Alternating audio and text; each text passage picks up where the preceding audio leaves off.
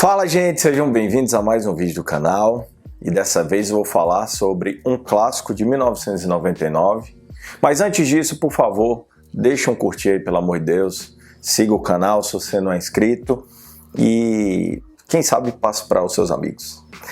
É o seguinte, eu vou falar sobre Matrix, das irmãs Wachowski. Bom, esse filme, para começar a história, ele revolucionou em 1999, seja pelos efeitos especiais, que ditaram muito da prática do que viria, né, adiante com o cinema, seja a câmera lenta, seja aquele efeito, por exemplo, da bala lá que roda, né, faz um 360 em cima dessa bala, que na real eram várias câmeras, hoje em dia outra tecnologia, para você fazer aquele efeito onde você vai passando, né, são várias fotos retiradas e aquele efeito. Então, é importante falar que aquele filme falava de um futuro distópico em 1999. Para aquela pegada meio que Isaac Asimov da Revolução das Máquinas, né, o Eu, Robô, e também uma relação muito forte com o Admirável Mundo Novo.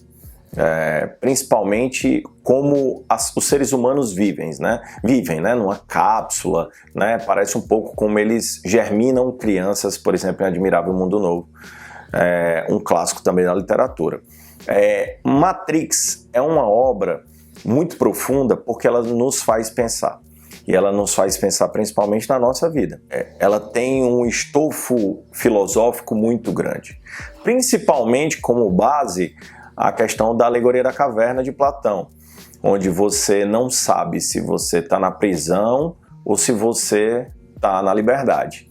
Tem até um momento super clássico assim, de uma referência direta à alegoria de Platão, quando o Neo ele volta, ele fala assim, cara, né, da Matrix, ele fala, meus olhos doem, né? E ele fala assim, é porque você nunca os usou.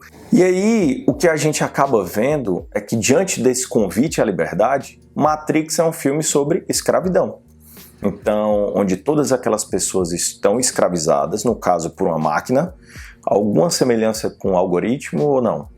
Por que a gente tem que fazer materiais? Por que a gente precisa se formar? Por que a gente precisa fazer tudo que a gente tem que fazer Reels agora para dar certo, tem que fazer dancinha no TikTok para chegar para mais pessoas? Isso não é um tipo de escravidão para vocês, não? Quando o Neo vai para o oráculo fala o quê? Né? Ele apresenta aquela plaquinha lá que tem conhece-te a ti mesmo. Só uma abreviação da frase que é conhece-te a ti mesmo e conhecerás os deuses e o universo. Porque será que os deuses do universo estão dentro da gente? Então por isso que a gente tem que se conhecer. Então isso inclusive é do Templo de Delfos, né? Queria deixar um abraço aqui para o meu amigo Paulo Fernandes, que sempre me ensinou essa frase, é uma frase maravilhosa. Então quando Morpheus oferece, né, a pílula vermelha e a pílula azul, automaticamente a gente está o tempo todo na pele do Neo. Quando a gente começa a entender que a programação da Matrix, na real, pode ser interpretada como a programação da nossa vida, né?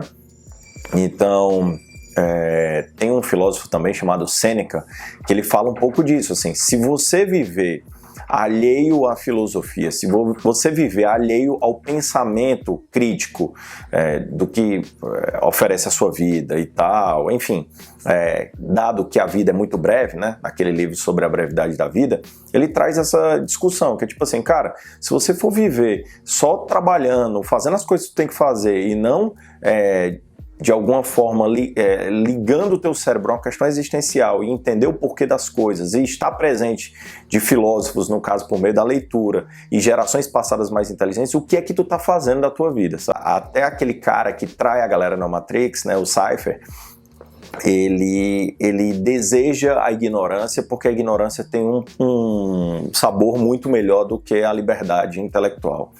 Então, quem diz que quanto mais conhecimento você tem, mais livre você estará, ok, mas não necessariamente mais feliz você estará, porque a ignorância de alguma forma ela é uma capa protetora para uma série de coisas. Então, a partir do momento que o Neo aceita isso, aí o filme traz, né, as especificidades dele.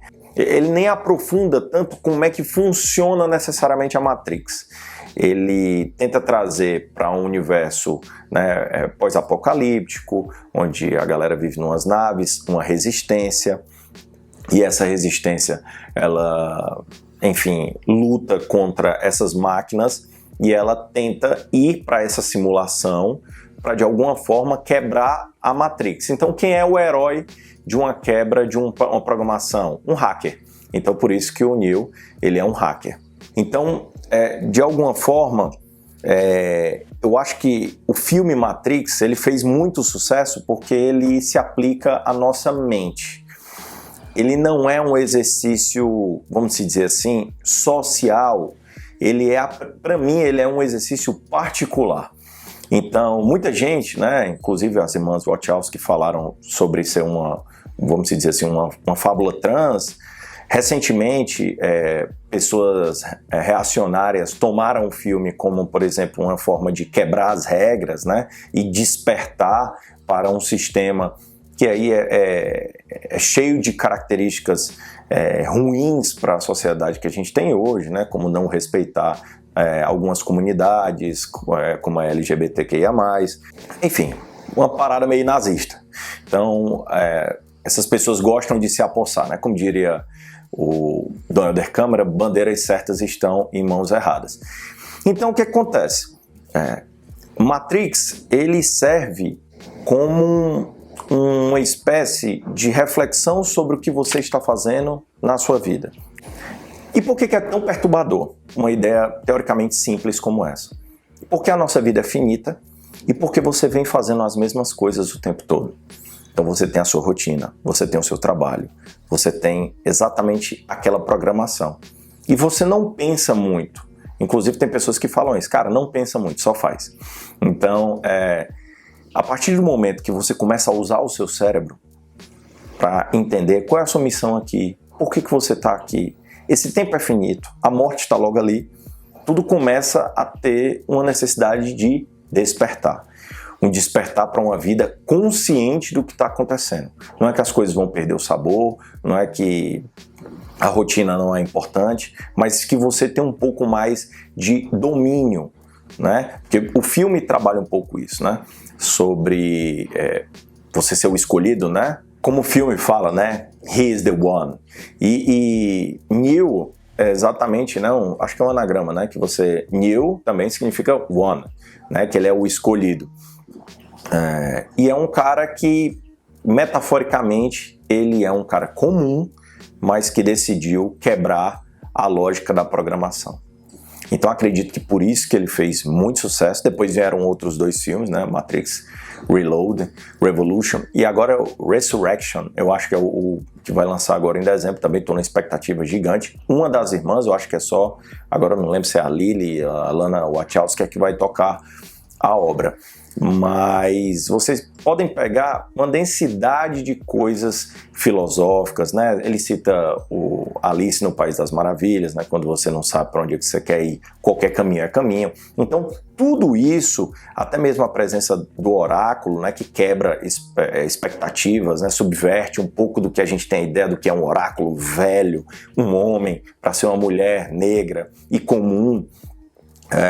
O filme ele trabalha muito essas questões, né? É um filme diferenciado. Então, e além de tudo, um espetáculo de ação.